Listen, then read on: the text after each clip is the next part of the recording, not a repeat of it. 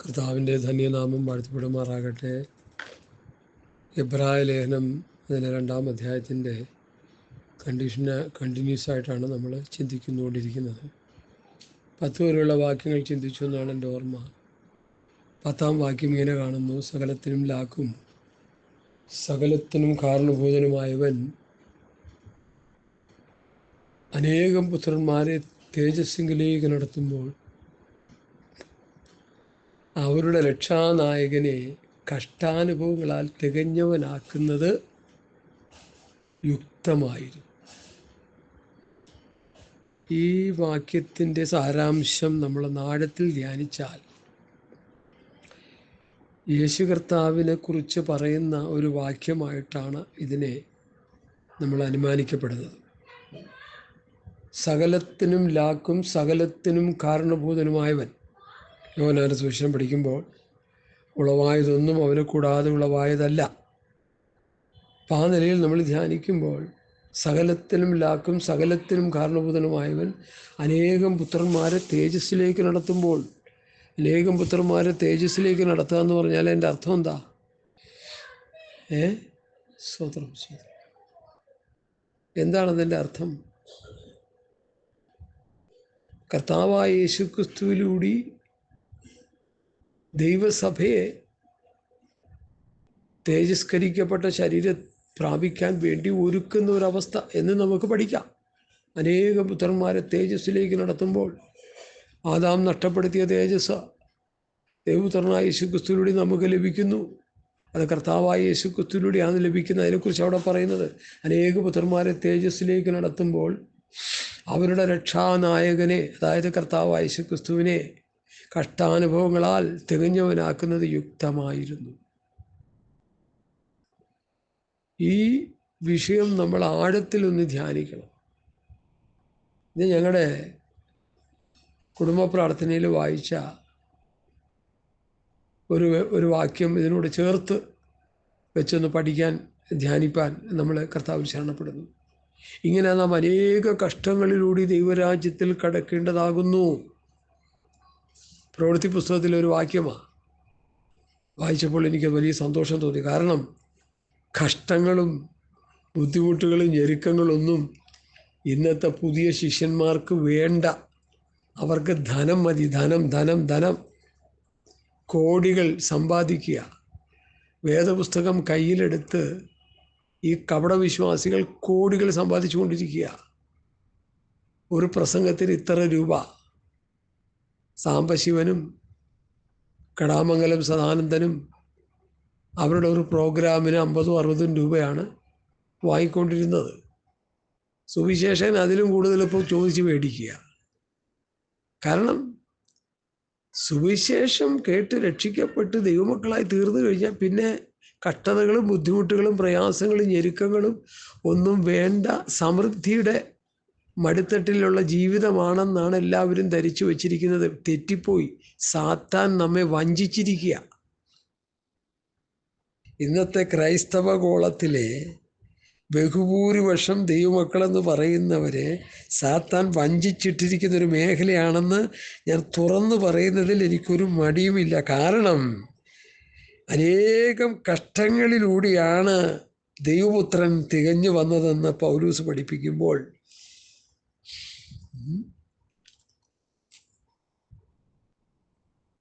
10-ാം വാക്യം എബ്രായർ 2:10 സകലത്തിനും ലാക്കും സകലത്തിനും കാരണഭൂതനുമായവൻ അനേകം പുത്രന്മാരെ തേജസ്സിലേക്ക് നടത്തുമ്പോൾ അവരുടെ രക്ഷാനായകനെ കഷ്ടാനുഭവങ്ങളാൽ തികഞ്ഞവനാക്കുന്നത് പിതാവിന് യുക്തമായിരുന്നു.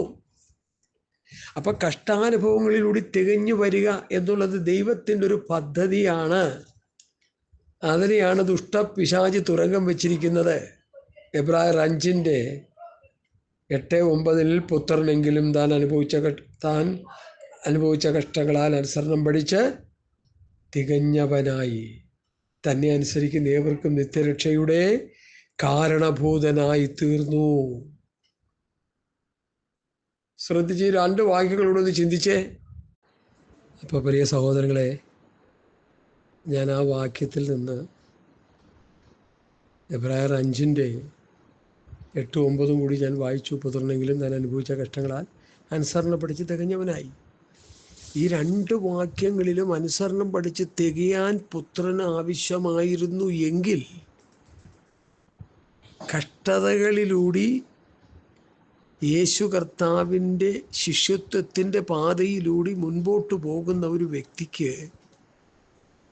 കഷ്ടതയിലൂടെ തികഞ്ഞു വരണമെന്നുള്ള ദൈവവചന വ്യവസ്ഥ, ഉപദേശം ഇന്നത്തെ ശിഷ്യഗണങ്ങളായ പാസ്റ്റർമാരും വിശ്വാസികളും ഒരുപോലെ പുറങ്കാലുകൊണ്ട് തട്ടിക്കളഞ്ഞാണ് മുൻപോട്ട് പോകുന്നതെന്ന് ഞാൻ ശക്തിയോടെ പറയുക ഇന്ന് രാത്രി ആത്മനിയോഗത്താൽ. രക്ഷിക്കപ്പെടുന്നതിന് മുൻപ് കഷ്ടതകളും ബുദ്ധിമുട്ടുകളും പട്ടിണിയൊക്കെ ആയിരുന്നു. രക്ഷിക്കപ്പെട്ട് പുസ്തകം കയ്യിലെടുത്തപ്പോൾ കഷ്ടത മാറി, കണ്ണുനീർ മാറി, വണ്ടിയും ലോറിയും വിസയും പിന്നെ വിദേശ വരുമാനങ്ങളും ഒക്കെ സാത്താൻ വിശ്വാസികൾക്ക് കൊടുത്ത് ദൈവരാജ്യത്തിൽ നിന്ന് അകറ്റിക്കൊണ്ടിരിക്കുകയാണെന്ന് ഞാൻ ശക്തിയോടെ പറഞ്ഞുകൊണ്ടിരിക്കുക. Hallelujah, hallelujah. എപ്പോഴും നമ്മൾ പഠിക്കുന്ന ഭാഗമാണ്. ധനാഢ്യനായ ഒരു മനുഷ്യൻ നിത്യജീവന് വേണ്ടി യേശുവിൻ്റെ അടുക്കൽ വന്നപ്പോൾ നിനക്കുള്ളത് വിറ്റ് ദരിദ്രർക്ക് കൊടുത്തിട്ട് എൻ്റെ പിന്നാലെ വരാൻ പറഞ്ഞതിൻ്റെ കാരണം നമുക്കെല്ലാവർക്കും അറിയാം. അതിനെപ്പോലും കോട്ടിമാട്ടി കളഞ്ഞിരിക്കുക. നമ്മുടെ ധനവും നമ്മുടെ മാനവും നമ്മുടെ നമുക്കുള്ള പദവികളും ക്രൂശ് ചുമന്നുകൊണ്ട് കർത്താവിൻ്റെ പുറകെ പോകാൻ തടസ്സമാണ്. ഇനിയെങ്കിലും മനസ്സിലാക്കും. ഞാൻ ഈ മർമ്മം മനസ്സിലാക്കി. ഒരു കോടീശ്വരനാകാൻ വേണ്ടി വിദേശത്ത് പോയ ഞാനാണ്. എൻ്റെ ഉപജീവനത്തിന് മാത്രമുള്ള ഒരു നന്മയോടുകൂടി കർത്താവ് എന്നെ ഇപ്പോൾ ആക്കി വച്ചിരിക്കുക. 5 പൈസ സമ്പാദിക്കാനായിട്ട് എനിക്ക് കഴിഞ്ഞിട്ടില്ല, കഴിയുകയുമില്ല. ഞാനത് പൂർണ്ണമായി വിശ്വസിക്കുന്നു. ഇത് സുവിശേഷം കൊണ്ട് കോടീശ്വരന്മാരായ ശിഷ്യന്മാരുടെ ഒരു വലിയ നിരയാണ് നമ്മുടെ ഇടത്തും വലത്തും കണ്ടുകൊണ്ടിരിക്കുന്നത്. ഇത് ദൈവവചന വിരുദ്ധമാണ്. ബാംഗ്ലൂരിലെ ഒരു പാസ്റ്റർ ഇന്നേക്ക് എനിക്ക് തോന്നുന്നു 2-3 വർഷം മുമ്പ് ഒറ്റയാൾ പറഞ്ഞ് ഞാൻ ഓർക്കുന്നുണ്ട്. 1963-65 ആ കാലഘട്ടം ഓർക്കുന്നില്ല, ഞാൻ കൃത്യമായിട്ട് ഓർക്കുന്നില്ല. 70 മുമ്പാണെന്ന് എൻ്റെ ഓർമ്മ. 1970 മുമ്പ് അദ്ദേഹം സഭ നടത്തി. 7 രൂപ 50 പൈസ പിച്ചക്കാശായിട്ട് തനിക്ക് കിട്ടിക്കൊണ്ടിരുന്നു എന്ന് താൻ ശക്തിയോടെ പറഞ്ഞു. അദ്ദേഹത്തിൻ്റെ പൊന്നോമന പുത്രനാണ് വ്യഭിചാരം ചെയ്ത് സഭ വളരുമെന്ന് ഈ കഴിഞ്ഞ ദിവസങ്ങളിൽ പ്രസംഗിക്കാനിടയായത്. ചക്കിക്കൊത്ത ചങ്കരൻ, അപ്പൻ്റെ മോൻ തന്നെയാണ് പുള്ളി.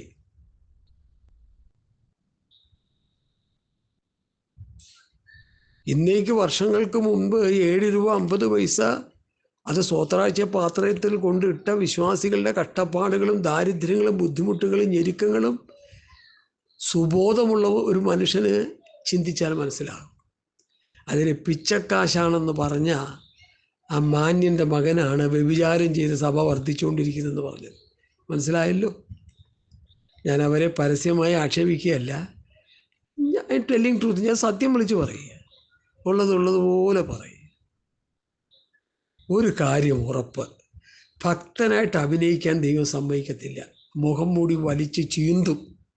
അപ്പൻ്റെയും മോൻ്റെയും മുഖം മൂടി അഴിഞ്ഞു വീണു. അവരുടെ പുറകെ നടക്കുന്നവരാരെങ്കിലും ഈ പ്രസംഗം കേൾക്കുന്നെങ്കിൽ കോരഹിൻ്റെ അടുക്കൽ നിന്ന് ഓടി രക്ഷപ്പെടാൻ ദൈവം പറഞ്ഞ ദൂത് ഞാൻ നിങ്ങളോടും പറയുക. ഓടി രക്ഷപ്പെട്ടോ.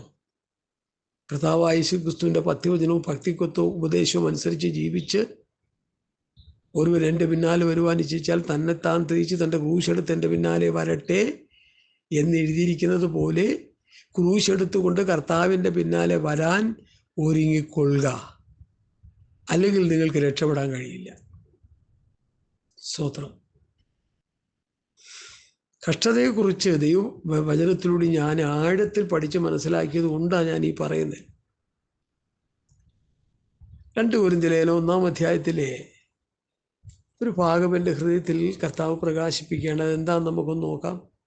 കൊരിന്ത്യർക്ക് എഴുതിയ 2-ാം ലേഖനം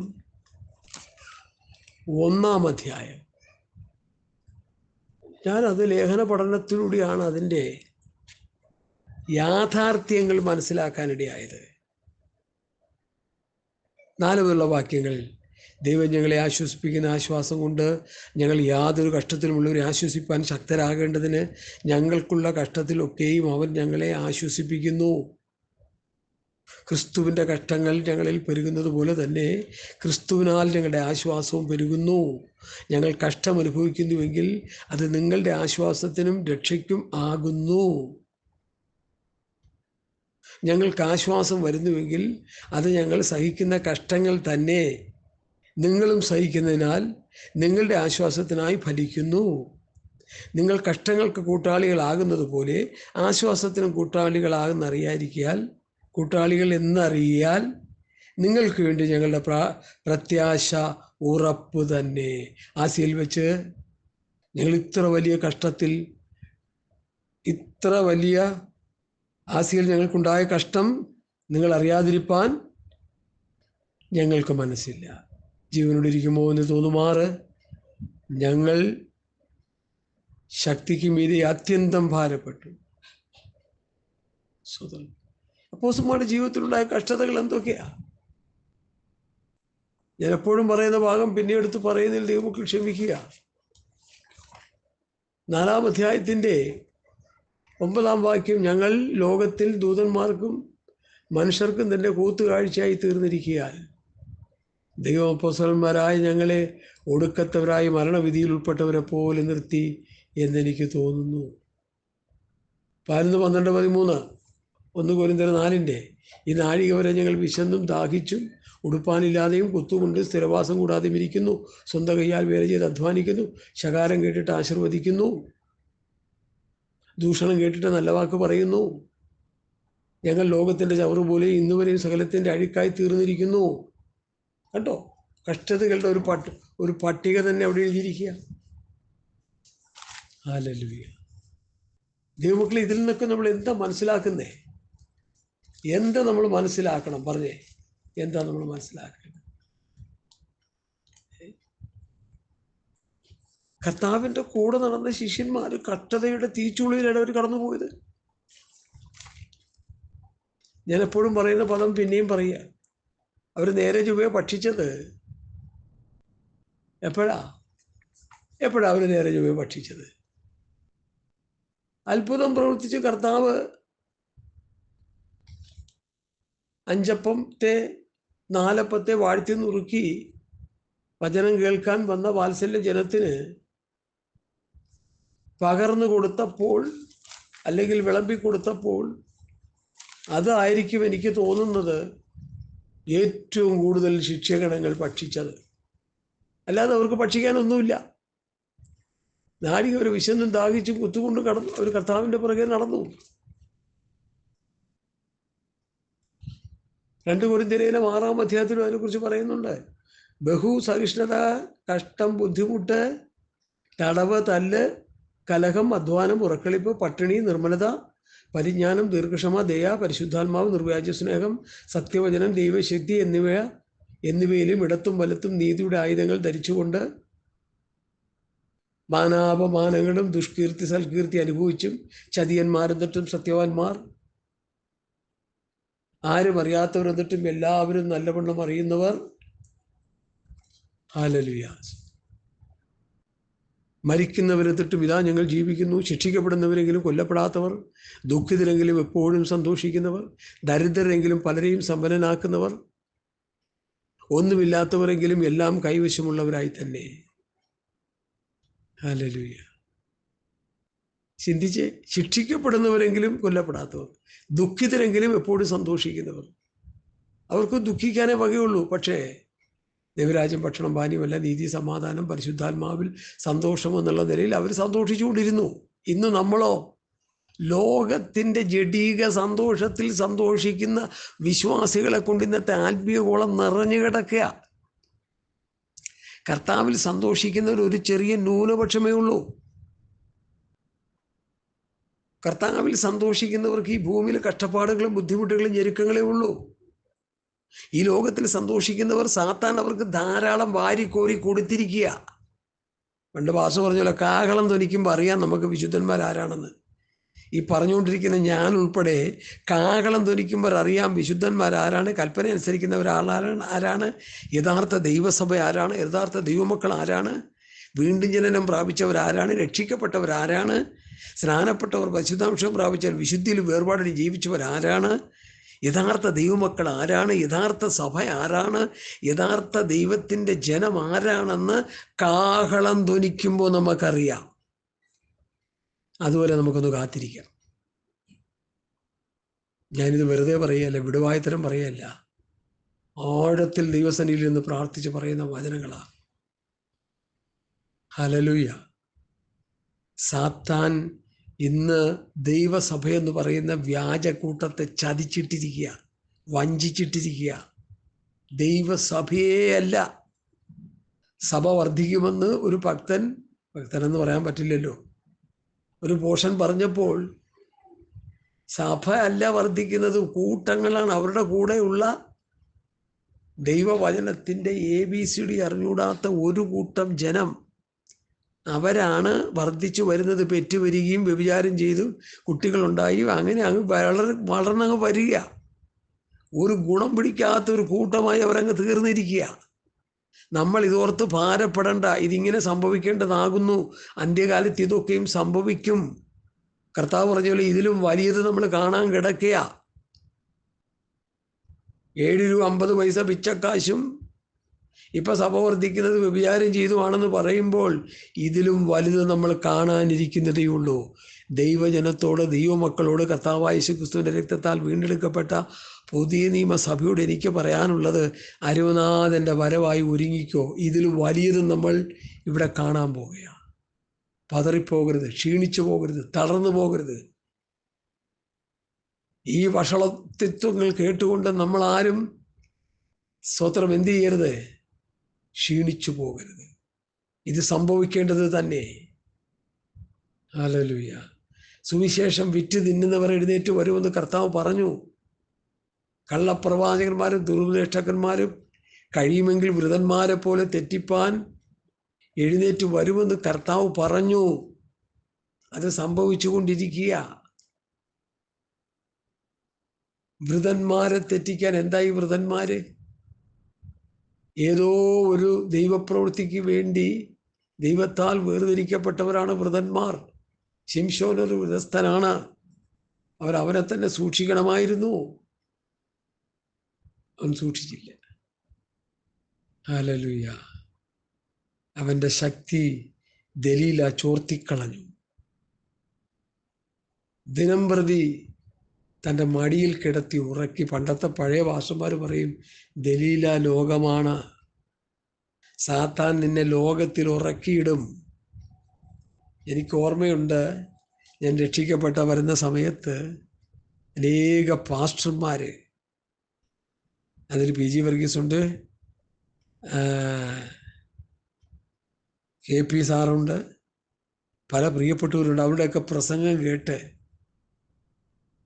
ഞങ്ങളുടെ എറണാകുളം പട്ടണത്തിലൊരു പാസ്റ്റർ ഉണ്ടായിരുന്നു, അവിടെയൊക്കെ പ്രസംഗം കേട്ട് പേടിച്ച് വിറച്ച ഒരു കാലഘട്ടമുണ്ടായിരുന്നു.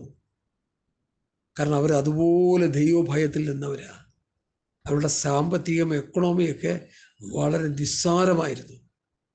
ഈ പ്രിയപ്പെട്ടവർ, ഈ ബഹുമാനപ്പെട്ട പാസ്റ്റർമാരെ ഭൗതികം അങ്ങോട്ട് വർദ്ധിച്ചു കളഞ്ഞപ്പോൾ സാത്താൻ അവരെ കയറി മേയാനിടയായി. വാരിക്കോരി കൂട്ടി വച്ചിരിക്കുന്നവരാരെങ്കിലും, വ്യാജമായ നിലയിൽ കൂട്ടി വച്ചിരിക്കുന്നവരാരെങ്കിലും എന്നെ കേൾക്കുന്നെങ്കിൽ വിറ്റ് ദരിദ്രർക്ക് കൊടുത്തോ. ഹല്ലേലൂയ. ഈ ധനവും കൊണ്ടൊന്നും നിനക്ക് ദൈവരാജ്യത്തിൽ പോകാൻ പറ്റില്ല. ഇത് ഇടുക്കമുള്ള വഴിയാ, ഇത് ഞെരുക്കമുള്ള വഴിയാ. ഈ വഴി വളരെ ഇടുക്കം ഞെരുക്കം, ആരിതു കടന്നിടുമോ? കൂട്ടുകാർ ചുരുക്കം, സഹായികൾ ചുരുക്കം, ആയതല്ലോ മോക്ഷ വഴി. കഷ്ടതകൾ തീർക്കുവാൻ, ബദ്ധന്മാരെ ചേർക്കുവാൻ പെട്ടെന്ന് യേശു വന്നിടാറാ. ഇടുക്കമുള്ള വഴിയാണ്, ഞെരുക്കമുള്ള വഴിയാണ്. ഈ വഴിയാണ് ബയൂരദേശത്ത് ചെല്ലുന്നത്, ഈ വഴിയാണ് നിത്യതയിൽ ചെല്ലുന്നത്. സുവിശേഷ നിമിത്തം രക്ഷിക്കപ്പെട്ടു എന്ന് പറഞ്ഞ് വേദപുസ്തകം കയ്യിലെടുത്തപ്പോൾ കോടിക്കണക്കിന് രൂപ സമ്പാദിച്ച് ഭൗതികം വാരിക്കോരി കൊടുക്കുന്ന ദൈവമാണെന്ന് വിശ്വസിച്ച് ബ്ലൈൻഡായിട്ട് മുമ്പോട്ട് പോകുന്ന ക്രൈസ്തവ സമൂഹത്തിൻ്റെ ഇടയിലാണ് ഞാൻ ഈ ദൂത് പറഞ്ഞുകൊണ്ടിരിക്കുന്നത്. ഉണ്മാനും ഉടുപ്പാനും ഉണ്ടെങ്കിൽ മതിയെന്ന് വിചാരിക്കണം. ധനികന്മാരാകാൻ ആഗ്രഹിക്കുന്നവർ പരീക്ഷയിലും കടിയിലും കുടുങ്ങുകയും മനുഷ്യർ സംഹാരനാശങ്ങളിൽ മുങ്ങിപ്പോകാൻ ഇടവരുന്ന മൗഢ്യവും ദോഷകരമായ പല ദോഷങ്ങൾക്കും ഇരയായിത്തീരുന്നു. ദ്രവ്യാഗ്രഹം സകലവിധ ദോഷത്തിനും മൂലമല്ലോ. ഇത് ചിലർ കാക്ഷിച്ചിട്ട് വിശ്വാസം വിട്ടുടർന്ന് ബഹുദുഃഖങ്ങൾക്ക് അധീനരായി തീർന്നിരിക്കുന്നു. നീയോ ദൈവത്തിൻ്റെ മനുഷ്യനായുള്ളവേ, അത് വിട്ടോട്. ഹല്ലേലൂയ. വിട്ടോടിയിട്ട് എന്ത് ചെയ്യണം? ഭക്തി, നീതി, ഭക്തി, വിശ്വാസം, സ്നേഹം, ക്ഷമ, സൗമ്യത എന്നിവയെ പിന്തുടരുക. വിശ്വാസത്തിൻ്റെ നല്ല പോര് പൊരുതുക. നിത്യജീവനെ പിടിച്ചുകൊള്ളുക. സാക്ഷാനുള്ള ജീവനെ പിടിച്ചുകൊള്ളുക. ഞങ്ങൾ വാക്കിനാലോ ലേഖനത്താലോ തന്ന പ്രമാണങ്ങളെ മുറുകെ പിടിച്ചുകൊള്ളുക. പ്രമാണം വിട്ടുകളഞ്ഞാൽ പോയി. മോശ കൽപ്പന ലംഘനം നടത്തിയപ്പോൾ എന്ത് ചെയ്തു? മോശയുടെ ലക്ഷ്യപ്രാപ്തിയിലെത്താൻ ദൈവം സമ്മതിക്കാതെ വഴിയിൽ വെച്ച് ദൈവം അവനെ തടഞ്ഞു. പിസ്കാ കൊടുമുടിയിൽ വെച്ച് അവൻ്റെ യാത്ര മുടക്കി. കനാൻ ദേശം നീ കാണും, നീ അവിടെ കയറുകയില്ലെന്ന് പറഞ്ഞു. ഇതിലൊക്കെ വളരെ അർത്ഥസമ്പുഷ്ടമായ ചിന്തകളുണ്ട്. കൽപ്പനാ ലംഘനം നടത്തിയാൽ മോശയെക്കാളും വലിയവരൊന്നുമല്ല നമ്മളാരും. മോശയെ പോലൊരു പ്രവാചകൻ ഉണ്ടായിട്ടില്ല, ഉണ്ടാകുകയില്ലെന്നാണ് ദൈവവചനം പറയുന്നത്. ശലോമനെ പോലൊരു ഭക്തനെ കണ്ടുകിട്ടാൻ കഴിയുമായിരുന്നോ? എന്തോ ഒരു ഭക്തി! ആലയം പണിത് ആലയത്തെ സമർപ്പിച്ച് പ്രാർത്ഥിക്കുന്ന പ്രാർത്ഥന നിങ്ങൾ കേട്ടോ? ഇതിൻ്റെ ജനമായ ഇസ്രായേൽ കഷ്ടം അനുഭവിക്കുമ്പോൾ, പ്രതികൂലം അനുഭവിക്കുമ്പോൾ, ശത്രു സംഹാരത്തിൽ അവർ ഏൽപ്പിക്കപ്പെടുമ്പോൾ, ഏത് നിലയിലും പ്രതിസന്ധികളെ അവർ തരണം ചെയ്യുമ്പോൾ ഈ ആലയത്തിന് നേരെ പ്രാർത്ഥിക്കുന്ന പ്രാർത്ഥന നീ കേട്ട് അവരെ വിടുവിക്കണമെന്ന് കർത്താവ് അത് യേശു വെച്ചു. അങ്ങനെ തന്നെ ചെയ്തു. അവൻ്റെ പ്രാർത്ഥന കേട്ടു. അവൻ ലക്ഷ്യസ്ഥാനത്തെത്താതെ വഴിയിൽ വെച്ച് തകർന്നു പോയി. വേദപണ്ഡിതന്മാർ പറയുന്നത് എബ്രായ ലേഖനം വിശുദ്ധന്മാരുടെ പട്ടിക എഴുതി വരുമ്പോൾ, 14-ാം അധ്യായത്തിൽ എഴുതി വരുമ്പോൾ സോളമൻ്റെ പേരവിടെ ഇല്ല. ഞാനോ എളിയവനും ദരിദ്രനുമാകുന്നു എന്ന് പറഞ്ഞ ദാവീദിൻ്റെ പേരവിടെ ഉണ്ട്. കൊലപാതകവും വ്യഭിചാരവും ചെയ്ത ദാവീദ് നാഥാൻ പ്രവാചകനിലൂടെ ദൈവത്തിൻ്റെ ആലോചന ഏറ്റെടുത്ത് മടങ്ങി വന്ന് കരഞ്ഞ് നിലവിളിച്ച് യഥാസ്ഥാനപ്പെട്ടതുകൊണ്ട് നാം ദാവീദിൻ്റെ സങ്കീർത്തനങ്ങളും ദാവീദിൻ്റെ പ്രബോധനങ്ങൾക്കും ഇന്നും നാം ചെവി കൊടുക്കുന്നു. ഹല്ലേലൂയ. എന്നെ കേൾക്കുന്ന പ്രിയപ്പെട്ടവരെ, ഞാൻ എന്തിനാണ് ഇത്രയും കാര്യങ്ങൾ ഇങ്ങനെ പറഞ്ഞുകൊണ്ടിരിക്കുന്നത്? കഷ്ടതകളും ബുദ്ധിമുട്ടുകളും പ്രയാസങ്ങളും ഞാനോ എളിയവനും ദരിദ്രനുമാകുന്നു ദാവീദ് പറഞ്ഞു. സോളമൻ അങ്ങനെ പറയാൻ പറ്റുമോ? ഇല്ല. സമൃദ്ധിയുടെ മടിത്തട്ടിൽ നിന്നും അവൻ നാശത്തിലേക്ക് വഴുതി വീണ ചരിത്രമാണ് പുസ്തകം നമുക്ക് തരുന്നത്. ഇതൊന്നും ആരും ശ്രദ്ധിക്കുന്നില്ല. ഞാൻ കഷ്ടപ്പാടും ബുദ്ധിമുട്ടുകളും അനുഭവിച്ചു. എൻ്റെ പപ്പ സുവിശേഷകനായിരുന്നു, എൻ്റെ മമ്മി സുവിശേഷകയായിരുന്നു. എൻ്റെ പപ്പയും മമ്മിയും കഷ്ടം അനുഭവിച്ചുകൊണ്ട് ഞാനിതാ കോടിക്കണക്കിന് രൂപയുടെ മടിത്തട്ടി കിടക്കുന്നു എന്ന് പറഞ്ഞുകൊണ്ടിരിക്കുക. പലരും തെറ്റിപ്പോയി. നിങ്ങൾക്ക് കഷ്ടതയുടെ തീച്ചൂളിലൂടെയാണ് ദൈവശബ്ദം ഭക്തന്മാർ കേട്ടതെന്ന് ഞാൻ മനസ്സിലാക്കുന്നു. ഹല്ലേലൂയ. ഭക്തന്മാരുടെ ജീവിതത്തിൽ കഷ്ടത ഒരു വലിയ സന്ദേശവുമായിട്ടാണ് അവൻ അടുത്തു വരുന്നത്. കഷ്ടത സഹിഷ്ണുതയും, സഹിഷ്ണുത സിദ്ധതയും, സിദ്ധത പ്രത്യാശയും ഉളവാക്കുന്നു എന്നറിഞ്ഞ് കഷ്ടങ്ങളിലും പ്രശംസിക്കുന്നു. ക്രിസ്തു നിങ്ങൾക്ക് വേണ്ടി കഷ്ടം അനുഭവിച്ചു. നിങ്ങൾ അവൻ്റെ കാൽച്ചുവട് പിന്തുടരാൻ മാതൃക വെച്ചേച്ചു പോയി. അതുകൊണ്ട് പ്രിയ സഹോദരങ്ങളെ, കഷ്ടതയുടെ മർമ്മം മനസ്സിലാക്കിയ പാസ്റ്റർമാരും വിശ്വാസികളും ഇന്ന് ഭൂമിയിൽ വളരെ കുറവാണ്. ഒരു ചെറിയ ശേഷിപ്പേ ഉള്ളൂ. കഷ്ടത മാറി അനുഗ്രഹം കൊടുത്ത് സാത്താൻ ചതിച്ചിട്ടിരിക്കുക, വഞ്ചിച്ചിട്ടിരിക്കുക. സർപ്പം ഹവ്വായെ ഉപായത്താൽ ചതിച്ചതുപോലെ ക്രിസ്തുവിനോടുള്ള ഏകാഗ്രതയും നിർമ്മലതയും വിട്ട് നിങ്ങളുടെ മനസ്സുകളുടെ ഹൃദയം വഷളായി പോകുന്നു, ഭയപ്പെടുന്നു. പൗലോസ് ഭയപ്പെട്ടത് സംഭവിച്ചു. മനസ്സിലായോ? പത്രോസിന്റെ ഒന്നാം ലേഖനത്തിൽ കഷ്ടതയെ രണ്ടായിട്ട് തരംതിരിച്ച് പഠിപ്പിക്കുന്നുണ്ട് പത്രോസ്. എത്ര പേരത് പഠിച്ചിട്ടുണ്ട്? പ്രിയമുള്ളവരെ, നിങ്ങൾക്ക് പരീക്ഷയ്ക്കായി സംഭവിച്ചിരിക്കുന്ന അഗ്നിശോധനയെങ്കിൽ ഒരു അപൂർവ കാര്യം വന്നുകൂടി എന്ന് വെച്ച് അതിശയിച്ചു പോകരുത്. ക്രിസ്തുവിൻ്റെ കഷ്ടങ്ങൾക്ക് പങ്കുള്ളവരാകും തോറും സന്തോഷിച്ചു കൊള്ളുവീൻ. അങ്ങനെ നിങ്ങൾ അവൻ്റെ തേജസ്സിൻ്റെ പ്രത്യക്ഷതയിൽ ഉല്ലസിച്ച് ആനന്ദിപ്പാൻ ഇടവരും. ക്രിസ്തുവിൻ്റെ നാമം ഹേതുവായി നിങ്ങൾ നിന്ന് സഹിക്കേണ്ടി വന്നാൽ നിങ്ങൾ ഭാഗ്യവാന്മാർ. മഹത്വത്തിൻ്റെ ആത്മാവായ ദൈവാത്മാവ് നിങ്ങളുടെ മേൽ ആവസിക്കുന്നുവല്ലോ. നിങ്ങളിൽ ആരും കൊലപാതകനോ കള്ളനോ ദുഷ്പ്രവൃത്തിക്കാരനായിട്ടല്ല കഷ്ടം സഹിക്കേണ്ടത്, പരകാര്യത്തിൽ ഇടപെടുന്നവനുമായിട്ടുമല്ല കഷ്ടം സഹിക്കേണ്ടത്. ക്രിസ്ത്യാനിയായിട്ട് കഷ്ടം സഹിക്കേണ്ടി വന്നാൽ ലജ്ജിക്കരുത്. ഈ നാമം ധരിച്ച് ദൈവത്തെ മഹത്വപ്പെടുത്തുക എത്രയും വേണ്ടത്. ഹല്ലേലൂയ. ന്യായവിധി ദൈവഗൃഹത്തിൽ ആരംഭിപ്പാൻ സമയമായല്ലോ. അത് നമ്മിൽ തുടങ്ങിയാൽ ദൈവത്തിൻ്റെ സുവിശേഷം അനുസരിക്കാത്തവരുടെ അവസാനം എന്താകും? എന്താകും? നീതിമാൻ പ്രയാസത്തോടെ രക്ഷ പ്രാപിക്കുന്നുവെങ്കിൽ പാപിയുടെയും അഭക്തൻ്റെയും ഗതി എന്താകും? ദൈവേഷ്ടപ്രകാരം കഷ്ടം സഹിക്കുന്നവർ നന്മ ചെയ്തുകൊണ്ട് തങ്ങളുടെ പ്രാണനെ വിശ്വസ്തനായ സൃഷ്ടാവിങ്കൽ ഭരമേൽപ്പിക്കട്ടെ. പത്രോസ് പറയുന്നതിൻ്റെ അർത്ഥം എന്താണ്?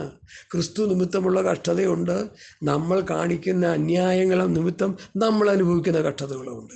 ഇന്നത്തെ പെന്തക്കോ സമൂഹം അല്ലെങ്കിൽ ദൈവമക്കൾ എന്ന് പറയുന്നവർ അനുഭവിക്കുന്ന കഷ്ടതകൾ അവരുടെ കയ്യിരിപ്പുണ്ടാണ്, ക്രിസ്തു നിമിത്തമല്ല. ക്രിസ്തു നിമിത്തം ആരും ഇവിടെ കഷ്ടം അനുഭവിക്കുന്നില്ല. ഒരു ചെറിയ ശേഷിപ്പേ ഉള്ളൂ ക്രിസ്തു നിമിത്തം കഷ്ടം അനുഭവിച്ചവരെ. പാസ്റ്റർ ക്യാപ്റ്റൻ ഷാമുവലെ, അതുപോലെ കർത്താവിൻ്റെ ദാസന്മാര് പലരുണ്ട്. Hallelujah. Pastor C George, K Abraham sir, അവരുടെ മക്കളെ കുറിച്ച് എനിക്കൊന്നും പറയാനില്ല, ഞാൻ സൈലന്റ് ആകുക. ഹല്ലേലൂയ. പ്രിയ ദൈവജനമേ, ഞാൻ എന്താ ഇത്ര ശക്തിയോടെ ഇത് പറയുന്നതിൻ്റെ കാരണം? ഞാൻ എൻ്റെ വാക്കുകളെ ഉപസംഹരിക്കാൻ താല്പര്യപ്പെടുക. കാരണം ഒത്തിരി ആ വിഷയത്തെക്കുറിച്ച് നമ്മൾ പഠിച്ചുകൊണ്ടിരിക്കുക. സകലത്തിലും ലാക്കും സകലത്തിലും കാരണഭൂതനുമായവൻ അനേകം പുത്രന്മാരെ തേജസ്സിലേക്ക് നടത്തുമ്പോൾ തങ്ങളുടെ രക്ഷാനായകനെ കഷ്ടാനുഭവങ്ങളാൽ തികഞ്ഞവനാക്കുന്ന പിതാവിന് യുക്തമായിരുന്നു. ആ കർത്താവിൻ്റെ പിൻപാലെ പോകുന്നവർ കഷ്ടാനുഭവങ്ങളിലൂടെ തികഞ്ഞു വരണം. യേശു കർത്താവ് മനുഷ്യ ശരീരത്തിൽ ഈ ഭൂമിയിലിരുന്നപ്പോൾ കഷ്ടാനുഭവങ്ങളാൽ തികഞ്ഞെങ്കിൽ ആ കർത്താവിൻ്റെ പാത പിന്തുടരുന്ന ശിഷ്യരും അതേ അനുഭവം തന്നെയാണ്. അത് മാറ്റാൻ ആർക്കും അവകാശമില്ല. ഇവിടുത്തെ കുറെ അഞ്ചലിലുള്ള 2 സഹോദരന്മാര്, പിന്നെ ഈ കോട്ടയത്തും അവിടെ ഇവിടെയൊക്കെ കിടക്കുന്ന കുറെ കള്ളപ്രവാചകന്മാരും ദുരുപദേഷ്ടകന്മാരും ഈ കഷ്ടതയെടുത്ത് വികലമായി പഠിപ്പിച്ച് വിശ്വാസികളെ നരകാഗ്നിയിലേക്ക് വലിച്ചുകൊണ്ട് പോകുന്നത് കാണുമ്പോൾ വലിയ ദുഃഖമുണ്ട്. കഴിഞ്ഞ ദിവസം ഒരു സഹോദരൻ പ്രസംഗിച്ച് ഞാൻ കേട്ടു, ദൈവം നമ്മളെ ധനവാനാക്കുകയാണ്. ധനവാൻ. ക്രിസ്തു നിങ്ങൾക്ക് വേണ്ടി കഷ്ടം അനുഭവിച്ചു, പുത്രനെങ്കിലും അനുഭവിച്ച കഷ്ടങ്ങളാൽ അനുസരണം പഠിച്ച് തികഞ്ഞവൻ. ഇതൊക്കെ എടുത്ത് കോട്ടിക്കളയായി വാക്യങ്ങൾ. എന്നിട്ടൊരു വാക്യം പറയുന്നുണ്ട് അവർ. എന്താണെന്നറിയാമോ? ഇവിടെ കർത്താവായ യേശു ക്രിസ്തു സമ്പന്നനായിരുന്നിട്ട് തൻ്റെ ദാരിദ്ര്യത്താൽ നിങ്ങൾ സമ്പന്നനാകേണ്ടത് നിങ്ങൾ നിമിത്തം ദരിദ്രനായി. നിന്നെ കോടീശ്വരനാക്കാനാണ് കർത്താവ് ദരിദ്രനായത്. എങ്ങനെയുണ്ട്? പത്രോസിന്റെ ഭാഷ കോട്ടിക്കളയുക, പൗലൂസ് കൂട്ടിയേർക്കുക, മറിച്ച് കളയുക. സുവിശേഷത്തെ മറിച്ച് കളയുന്നവർ, സുവിശേഷത്തോട് കൂട്ടിയേർക്കുന്നവർ. ഹല്ലേലൂയ. സുവിശേഷത്തെ കോട്ടിക്കളയുന്നവർ കുമിള് പോലെ മുളച്ചുകൊണ്ടിരിക്കുക, ലോകം മുഴുവൻ വ്യാപിച്ച് കിടക്കുക. എൻ്റെ ഈ സന്ദേശം കേൾക്കുന്ന ആരെങ്കിലും അങ്ങനെയുള്ള ദുരുപദേഷ്ടക്കന്മാരുടെ പിടിയിൽ അമർന്നിരിക്കുന്നെങ്കിൽ ഇന്ന് ഈ ദൂത് കേൾക്കുമ്പോൾ നിങ്ങൾ അതിൽ നിന്ന് പുറത്തേക്ക് വരിക, റിലീസ് ചെയ്യുക നിങ്ങൾ. ഹല്ലേലൂയ. ദൈവവചനം ധ്യാനിച്ച്, ദൂത് ധ്യാനിച്ച് അതിൽ നിന്ന് പുറത്തേക്ക് വരിക. ഒരു രക്തസാക്ഷിയാകേണ്ടി വന്നാലും ഓക്കെ പാസ്റ്റ് കർത്താവേ എന്ന് പറഞ്ഞ് ഏൽപ്പിച്ചു കൊടുക്കുക. എന്നോടാരും പറയണ്ട. ഹല്ലേലൂയ. ഇനി അടുത്ത് ഞാനത് പറഞ്ഞ് വായിച്ചപ്പെട്ടത് നിർത്താൻ പോവാം. വിശുദ്ധീകരിക്കുന്നവനും വിശുദ്ധീകരിക്കപ്പെട്ടവർക്കും എല്ലാം ഒരുവനല്ലോ പിതാവ്. ഇത് ഹേതുവായി അവൻ നമ്മെ സഹോദരന്മാരെന്ന് വിളിപ്പാൻ ലജ്ജിക്കാതെ, ഞാൻ നിന്റെ നാമത്തെ എൻ്റെ സഹോദരന്മാരോട് കീർത്തിക്കും, സഭാമത്തെ ഞാൻ നിന്നെ സ്തുതിക്കും എന്നും ഞാൻ അവനിൽ ആശ്രയിക്കുമെന്നും ഇതാ ഞാനും ദൈവം എനിക്ക് തന്ന മക്കളും എന്ന് പറയുന്നു. യേശു കർത്താവിനെ കുറിച്ച് പറയുക. മക്കൾ ജഡരക്തങ്ങളോട് കൂടി ആയതുകൊണ്ട് അവനും അവരെ പോലെ ജഡരക്തങ്ങളോട് കൂടിയവനായി മരണത്തിൻ്റെ അധികാരിയായ പിശാചിനെ തൻ്റെ മരണത്താൽ നീക്കി ജീവപര്യന്തം മരണഭീതിയാൽ അടിമകളായിരുന്നവരൊക്കെയും വിടുവിച്ചു. മരണഭീതിയിലായിരുന്നവരെ കർത്താവ് വിടുവിച്ചു. എന്താ കാര്യം? യേശു കർത്താവ് എനിക്ക് വേണ്ടി മരിച്ചുയർത്തു എന്ന് ഹൃദയം കൊണ്ട് വിശ്വസിച്ച് ആ കർത്താവിൻ്റെ കൽപ്പനകളും ചട്ടങ്ങളും വിധികളും പ്രമാണങ്ങളും അനുസരിച്ച് പത്യവചനം പത്യോപദേശം അനുസരിച്ച് പോകുന്നവന് എന്താ? മരണത്തിന്മേൽ അവന് ജയമുണ്ട്. മരണഭീതി അവർ മാറിപ്പോയവരാണ്. ഞാൻ പണ്ടൊക്കെ എനിക്ക് മരിക്കാൻ ഭയങ്കര പേടിയായിരുന്നു. ഇപ്പം ഞാനൊരു രക്തസാക്ഷി ആയാലും എനിക്ക് ഒരു കുഴപ്പമില്ലെന്ന് ചിന്തിക്കുന്ന അളവിലേക്ക് കൃപയാൽ കൃപയാൽ കൃപയാൽ കൃപയാൽ കർത്താവിനെ കൊണ്ടുവന്നു. കർത്താവിൻ്റെ വലിയ നാമം വാഴ്ത്തപ്പെടുമാറാകട്ടെ. പൗലോസ് പറയുന്നുവല്ലേ, പൗലോസ് എന്താ പറഞ്ഞ? ഫിലിപ്പിയ ലേഖനത്തിൽ 2 പ്രസ്താവനകൾ പൗലോസ് ഇറക്കിയിട്ടുണ്ട്. ഞാനത് നിങ്ങളൊന്ന് വായിച്ച് കേൾപ്പിക്കുക. ഞാൻ എൻ്റെ ഭാഷയിലൂടെ അത് പറയാതെ പൗലോസിൻ്റെ വാക്കുകളിലൂടെ നമുക്ക് അതൊന്ന് ധ്യാനിക്കാമെന്ന് കർത്താവിൽ ഞാൻ ശരണപ്പെടുക. പൗലോസ് എഴുതിയ ഫിലിപ്പിയ ലേഖനം അതിൻ്റെ 1-ാം അധ്യായത്തിൻ്റെ 21 23 വാക്യങ്ങൾ. എനിക്ക് ജീവിക്കുന്നെങ്കിൽ ക്രിസ്തുവും മരിക്കുന്നത് ലാഭവുമാകുന്നു. വിട്ടുപിരിഞ്ഞ് ക്രിസ്തുവിനോട് കൂടി ഇരിപ്പാൻ എനിക്ക് കാംക്ഷയുണ്ട്. അത് അത്യുത്തമമല്ലോ. ഹല്ലേലൂയ. വിട്ടുപിരിഞ്ഞ് ക്രിസ്തുവിനോട് ഇരിക്കുന്നതാണ് അത്യുത്തമം. ഈ ഭൂമിയിലിരിക്കുമ്പോൾ കഷ്ടപ്പാടുകളും ബുദ്ധിമുട്ടുകളും പ്രയാസങ്ങളും ഒക്കെ അനുഭവിച്ചു പോവുകയാണ്. ഒരു യഥാർത്ഥ ശിഷ്യന് കഷ്ടപ്പാടുണ്ട്. ഇന്ന് കാണുന്ന ആത്മീയ കോളത്തിൽ കാണുന്ന ശിഷ്യന്മാരിൽ 99% വ്യാജ ശിഷ്യന്മാരാണ്. അതുകൊണ്ടാണ് അവർ കോടീശ്വരന്മാരായത്. അതുകൊണ്ടാണ് അവർ ആ വഴി നടത്തപ്പെടുന്ന ജനം കോടീശ്വരന്മാരാക്കി നിർത്തിക്കൊണ്ടിരിക്കുന്നത്. ഇത് നാശത്തിലേക്കുള്ള പുറപ്പാടാണ്. 7 രൂപ 50 പൈസ മിച്ചക്കാശും കോടികൾ എണ്ണി 7 മിഷനിൽ എണ്ണി ബാങ്കിൽ കൊണ്ട് ഡംപ് ചെയ്യുമ്പോൾ അത് സ്വോത്ര കാഴ്ചയും. എവിടെ നിന്ന് കിട്ടി ഈ ദർശനം?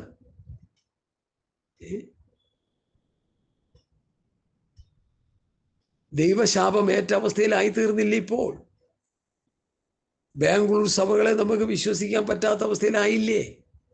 വ്യഭിചാരികളുടെ സുവിശേഷം ഞങ്ങൾക്ക് കേൾക്കേണ്ടെന്ന് നമ്മൾ തീരുമാനമെടുത്തോണം.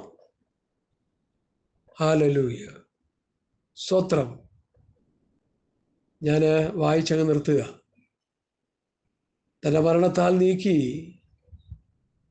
സ്തോത്രം, മക്കൾ ജഡരക്തങ്ങളോട് കൂടിയവരാകൊണ്ട് അവരെപ്പോലെ ജഡരക്തങ്ങളോട് കൂടിയവനായി മരണത്തിൻ്റെ അധികാരിയായി പിശാചിനെ തൻ്റെ മരണത്താൽ നീക്കി ജീവപര്യന്തം മരണഭീതിയാൽ അടിമകളായിരുന്നവരൊക്കെയും വിടുവിച്ചു. ഒരു പ്രത്യാശയുള്ള ദൈവപൈതലിന്റെ ജീവിതത്തിലെ പ്രത്യാശ ഇതാണ്.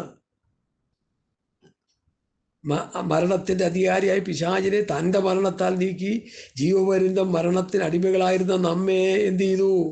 വിടുവിച്ചു. ദൂതന്മാരെ സംരക്ഷണം ചെയ്യാനല്ല, അബ്രഹാമിൻ്റെ സന്തതിയെ സംരക്ഷണം ചെയ്യാനത്രേ അവൻ വന്നത്. അതുകൊണ്ട് ജനത്തിൻ്റെ പാപങ്ങൾക്ക് പ്രായശ്ചിത്തം വരുത്തുവാൻ അവൻ കരുണയുള്ളവനും ദൈവകാര്യത്തിൽ വിശ്വസ്ത പുരോഹിതനും ആകേണ്ടതിന് സകലത്തിലും തൻ്റെ സഹോദരന്മാരുടെ സദൃശനായി തീരുവാൻ ആവശ്യമായിരുന്നു. യേശു കർത്താവ് കഷ്ടം സഹിച്ച് സകലത്തിലും തൻ്റെ സഹോദരന്മാരോട് സദസ്യനായി തീരുവാൻ ആവശ്യമായിരുന്നു. അതുകൊണ്ടാണ് കർത്താവ് കഷ്ടം അനുഭവിച്ചത്. താൻ തന്നെ പരീക്ഷിതനായി കഷ്ടം അനുഭവിച്ചിരിക്കാൻ പരീക്ഷിക്കപ്പെടുന്നവർക്ക് സഹായിപ്പാൻ കഴിവുള്ളവൻ തന്നെ. ഇബ്രാഹിം 2-ാം അധ്യായത്തിൻ്റെ അവസാന വാക്കുകളാണ്. ഞാൻ എൻ്റെ വാക്കുകളുടെ ഉപസംഹരിക്കുക. എത്ര മനോഹരമായ ദൈവവചന വെളിപ്പാടുകളാണ് പൗലോസ് നമുക്ക് തന്നത്. വാത്സല്യ ദൈവമക്കളെ, എൻ്റെ ശബ്ദം കേൾക്കുന്നവരെ, ഈ ലേഖന ഭാഗങ്ങൾ വായിച്ച് സന്തോഷിക്കണം, വായിച്ച് പ്രത്യാശിക്കണം.